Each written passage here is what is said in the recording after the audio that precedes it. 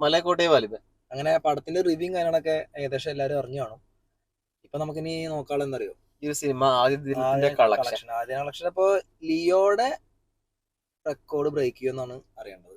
അതെന്തായാലും ഉണ്ടാവില്ല. കാരണം ലിയോന്റെ ആ ഒരു റെക്കോർഡിന്റെ ഭാഗത്തേക്ക് ഈ ഒരു സിനിമ വരില്ല. ഈ ഒരു സിനിമ ഒടിയൻ ആദ്യ ദിവസം എടുത്ത കളക്ഷൻ പോലും എടുക്കില്ല. അത് അതിന് മാത്രം ലെവലിൽ എടുത്തിട്ടുണ്ട്. അപ്പൊ അതൊക്കെ പോട്ടെ, LJP മോഹൻലാൽ അതൊക്കെ പോട്ടെ. മറ്റുള്ള ഏർപ്പെടുത്തത്, അതായത് ഇപ്പൊ മറ്റേ ടിനു പാപ്പച്ചൻ, അവനൊക്കെ നാട് വിട്ടുണ്ടാവും ചിലപ്പോ. ആള് പറഞ്ഞത് തിയേറ്റർ കിടന്ന് കുലുങ്ങുന്ന ഒരു ഫാൻ ഷോക്ക് പോയിട്ട് ആദ്യമായിട്ടാണ് ഇത്രയും ഡീസന്റ്ലി എന്നിട്ട് ഒരു പടം കാണുന്നത്. അതായത് ഒരു സൗണ്ടും ഇല്ല, മോഹൻലാലിനെ കാണിക്കുമ്പോ പോലും ഒരു കൈയടിക്കാനുള്ള ഒരു രംഗം കൊടുത്തു. സാധാരണ ഫാൻസുകാർ മാത്രമാണ് ഫാൻ ഷോക്ക് പോകുക. മറ്റുള്ളവർ പറയുന്നത് വെച്ചിട്ടുണ്ടെങ്കിൽ ഫാൻ ഷോക്ക് ടിക്കറ്റ് എടുത്ത് കഴിഞ്ഞാൽ സിനിമ ശരിക്കും കാണാൻ പറ്റില്ല, സൗണ്ട്. അതെ, അങ്ങനെയൊക്കെ നമ്മൾ ഉദ്ദേശിച്ചിട്ട് ഒരു ഫാൻ ഷോക്ക് പോയിട്ട് ഒരു കൈയടിക്കണ സൗണ്ട് കൂടി നമുക്ക് കിട്ടിയിട്ടില്ല. എന്നിട്ട് ഒരു സിനിമ കണ്ട് അതിന്റെ ഇൻട്രോയും കാര്യങ്ങളൊക്കെ കണ്ട ഒരാള് പറയാണ് ഇതിൽ ലാലേട്ടനെ കാണിക്കുന്ന ഒരു ഇൻട്രോ ഭാഗത്ത് തിയേറ്റർ കടന്ന് കുലുങ്ങുന്നു. തിയേറ്റർ കുലുങ്ങിയിട്ടൊന്നും അനങ്ങിയിട്ടുണ്ടാവില്ല. ഏത് സിനിമ ആള് കണ്ടിട്ടുണ്ടാവും?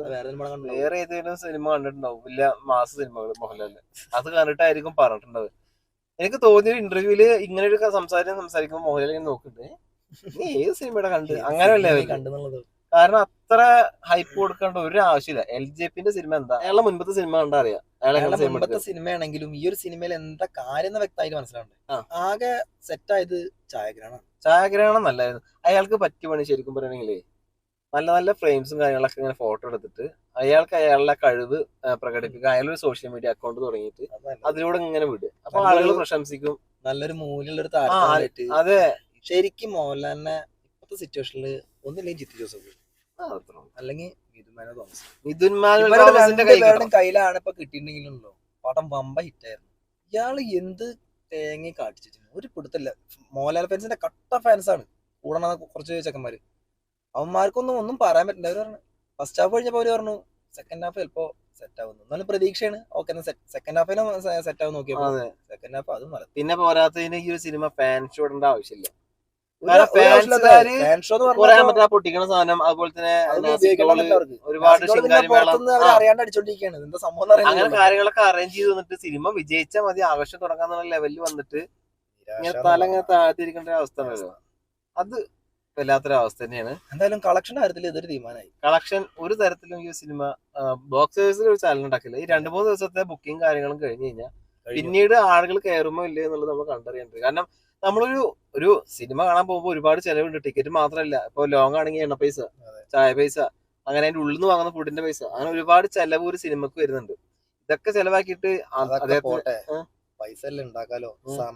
സമയം ഏറ്റവും ഒരാളുടെ 3 മണിക്കൂർ വെറുതെ അങ്ങോട്ട് കളഞ്ഞ പോലെ. ക്ലൈമാക്സിൽ സിനിമ കഴിഞ്ഞു വിചാരിക്കും, പക്ഷെ കഴിഞ്ഞിട്ട് ഇങ്ങനെ വലിച്ചു കൊണ്ടുപോകണം. ലാസ്റ്റ് പോട്ടെ, 1-ാം പാർട്ടിൽ നിർത്തണമെങ്കിൽ കുഴപ്പമില്ല. 2-ാം പാർട്ട് പറഞ്ഞിട്ട് ഒരു ഇത് കൊടുത്തു അവിടെ. എന്തിന്റെ ആവശ്യം 2-ാം പാർട്ട് എന്നാളിങ്ങനെ. ഞാൻ വിചാരിച്ചത് സകല റെക്കോർഡ് ചെയ്ത സിനിമ അടിച്ചിട്ട് വിചാരിച്ചു. ഒരുപാട് പ്രതീക്ഷ ഉണ്ടായിരുന്നു. കാരണം ഈ സിനിമക്ക് പോസിറ്റീവ് റിവ്യൂസ് വന്നു കഴിഞ്ഞാൽ ഞാൻ എടുത്തു പറഞ്ഞു. പക്ഷെ പോസിറ്റീവ് രക്ഷയില്ല. പോസിറ്റീവ് പക്ഷെ ആളുകളെ ഇഷ്ടപ്പെടുത്താതെ ഇനി എന്ത് ചെയ്തിരുന്നു.